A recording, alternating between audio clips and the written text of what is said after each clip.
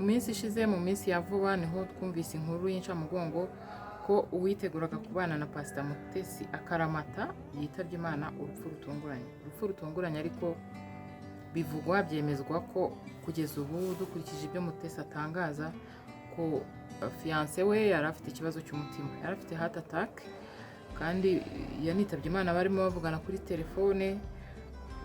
Abo bakorana bakeka ko ari mu modoka gutyo baramutegereza ko asohoka basanga byarangiye. Ni urupfu rutunguranye, noneho gupfusha wawe mutanegeranye bikaba ikindi ni igikomere.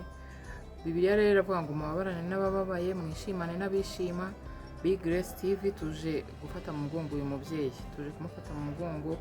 Mu by'ukuri bari batarabana officially, bari batarabana buryo wenda bwemewe n'amategeko n'itorero cyangwa se kiliziya uko wabyita. Gusa Pastor Mutesi yamenyanye na Rusagara amaze imyaka 5 atandukanye n'umugore we. Umugore we babanaga banabyaranye abana 5. Ari uwo mugore wa mbere ari na Rusagara ba muri Amerika muri leta ya Arizona. Biteguraga rero kubana ndetse yanakoze ikimenyetso mu muryango, yari yaraje gutanga inkwano mu muryango wa Pastor Mutesi. Ni inkuru y'akababaro, ni inkuru y'incamugongo, ni inkuru mbese nk'umubyeyi mugenzi we. Urabizi ko Pastor Mutesi nawe yatandukanye n'uwo bashakanye bafitanye abana. Ni inkuru ibabaje gutandukana n'umuntu n'umwe ari mutarana abana. Nk'uko ndi gutekereza ari kwibaza ati ubundi bya Imana kuki yemeye ko bitangira kandi yari izi ko ntaho bizagera. Urumva yaramenyereye kubaho wenyine yirwariza agatunga abana be, detaye wenda umuntu atavugira cyangwa atanamenya, ariko undi yaramaze kwinjira mu buzima bwe, atangiye kongera gusubira mu buzima bw'urukundo. None rubaye avorute, urupfu rujemo hagati aho ngaho. Ni igikomere rero umuntu atabasha kugira uko afasha mundi, ariko Big Grace TV tuje kubwira Pastor Mutesi kwihangana, Imana imukomeze. Rusagara waririmbye muri korali Hoziyana, Imana imuhiruko ridashira, benshi niho mumuzi. Ikindi twanavuga nuko Imana ikomeza abasigaye, ikomeza abana ba Rusagara 5, ikomeze wari umufasha we wa mbere, ibakomeze muri ibi bihe. Twese niryo herezo, waba ubizi, waba urwaye, waba utarwaye, waba nta n'icyo ukeka, umuntu aragenda bukira bugacya ni amahirwe, ariko haragiye bizageraho kakizinga tugapfa. Njye uvuga ngapfa, wowe unyumva ugapfa, wowe ndeba ugapfa, abo tuzi bagapfa, abo tutazi bagapfa. Nyine niryo herezo. Na Yesu Kristo umwana w'Imana ntirwamutinye, yarapfuye. We cyakora yarazutse, natwe twizera ko tuzazuka kuko yatubanjirije. Aheza rero ni mu ijuru ku bakunzi ba Rusagara, aheza ni mu ijuru, kandi Uwiteka akomeze uriya muryango. Hari umubyeyi wigeze ambwira ngo iyo umuntu yapfushije umugabo aba yumva atasohoka no mu nzu, aba yumva ngo afite ikintu cy'isoni. Buriya Pastor Mutesi nawe nanjye kuvuga ngo abashinyaguza, ariko buriya abantu nawe nanamwiyumviye abyivugira ahantu atongeye kwitwa amazina ntari bunabuze abantu kunyita. Agiye kwitwa amazina aremereye, yagiye kubwirwa ibintu bimukomeza n'ibimukomeretsa. Niko iyi si yubakitse, urumva. Ariko inshuti za YouTube tujya tuvuga tuziga, ni ukuri umuntu aba afite ibyago bye, iyo dosiye yawe bagezweho kuri uwo munsi, ariko nawe iyawe ije izagerwaho.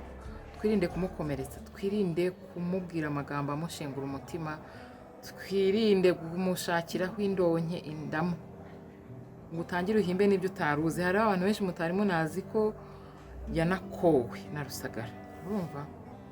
Ariko ubu yarivugiye atongeye kwitwa amazina nk'umukozi w'Imana. Wenda yaranafite wenda n'ibimenyetso, n'ijwi ry'Imana ryaramubwiye ko wenda Rusagara ari umugeni, uretse ko Imana itajya ibyerura neza kuko byaba birenze ibyiyumviro byacu no kubishyikira kwacu no kubyakira.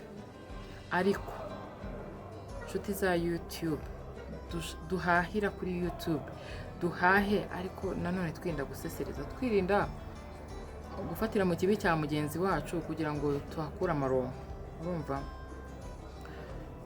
Amazina ashobora kuyitwa, buriya iyo utwara igare witwa umunyonzi, icyo ntiwagica ku ruhande. Iyo uri umugore ugapfakara witwa umupfakazi, icyo ntiwagica ku ruhande.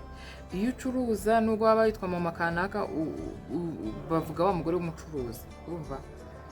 Nuko bimeze, hari igihe nyine kikwita amazina igihe kikakwita, kumva igihe kikakwita.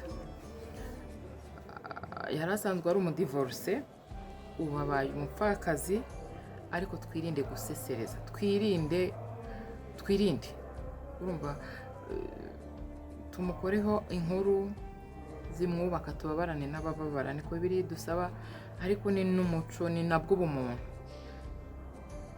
Twe kumujomba muri ibi bihe bitamworoheye, kuko ari nk'undi muntu yari kuvuga ati iyo mbimenya. Kandi burya mu Kinyarwanda ijambo rivuga ngo iyo mbimenya ni ijambo nyine riza kuko situation ugezemo atari ko wari uzi ko izagenda. Buriya nawe ushobora gusanga ari kuvuga ati iyo mbimenya sininjire no muri iyi relationship yo gutangira gukundana n'uyu muntu, kandi Imana iri kubibona ko igihe cye ari kigufi, igihe tuzamarana ari kigufi. Hari ijambo nabonye yandika ku ifoto ya nyakwigendera Pastor Mutesi, nyine yandikaho ati misiyo yawe mu buzima bwanjye irarangiye. Murumva, ni ijambo ryanyubatse cyane, kuko kuri ino si tuba turi muri misiyo, ariko hari n'abantu tuba tubereye mu buzima bwabo, iyo tubabuze misiyo yabo ku buzima bwacu birangiye. Pastor Mutesi yaramubwiye ati misiyo yawe kuri ino si mu buzima bwanjye irarangiye. Imana rero igukomeze mubyeyi, Imana igukomeze kandi ikube hafi, niyo yonyine ibishoboye. Rusagara, Imana imuhiruko ridashira, aheza ni mu ijuru, naho kuri cya gitondo cy'umuzuko.